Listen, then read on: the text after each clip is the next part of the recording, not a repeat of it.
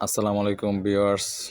আজকে আমি আপনাদেরকে দেখাচ্ছি যে এই গাড়িগুলি হচ্ছে আসলে এই গাড়িগুলি ক্রয় করতে পারবেন, বাট এই গাড়িগুলি আসলে আহ, অনেকেরই আশা আকাঙ্ক্ষা থাকে চালানোর জন্য, এবং এই গাড়িগুলিকে কীভাবে চালানো যায় এটা একটা মানুষের একটা স্বপ্ন থাকে।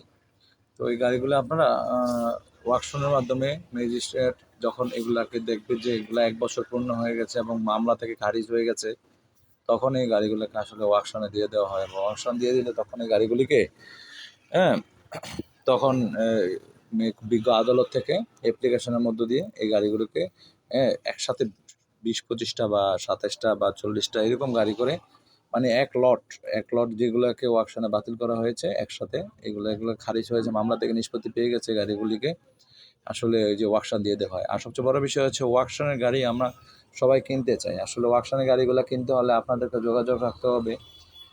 ওই যে ওই নাজির আছে, নাজির এই যে ম্যাজিস্ট্রেট অফিসে বিজ্ঞ আদালতে নাজির আছে, ওর সাথে যোগাযোগ রাখতে হবে।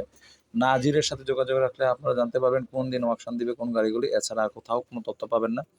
বিজ্ঞ আদালতের ম্যাজিস্ট্রেট নিজেও জানে না কোন দিন এগুলা ওয়াকশন দিবে। থানাতে বা যে কোনো জায়গাতেই যত গাড়ি ধরুক, ওই গাড়িগুলি সবগুলি কিন্তু ওই কোর্টেই বিজ্ঞ আদালতেই জমা দেওয়া হয়, ওইখান থেকে নাজিরের মাধ্যমে আপনারা কিনতে পারবেন। তবে সবচেয়ে বড় বিষয়, এই গাড়িগুলি আপনি কিনতে পারবেন, তো এই গাড়িগুলি কিন্তু রাস্তা চালানোর কোনো অনুমতি থাকে না। এই গাড়িগুলিকে আপনারা ভাঙ্গার হিসেবে কিনবেন এবং এগুলার পার্টস বিক্রি করে দিবেন বা কোথাও লাগাবেন, এটাই আপনাদের জন্য প্রযোজ্য হয়। কিন্তু আপনারা কিন্তু বিক্রয়ের বা কোনোভাবে চালানোর কোনো ব্যবস্থা থাকে না। তবে চালা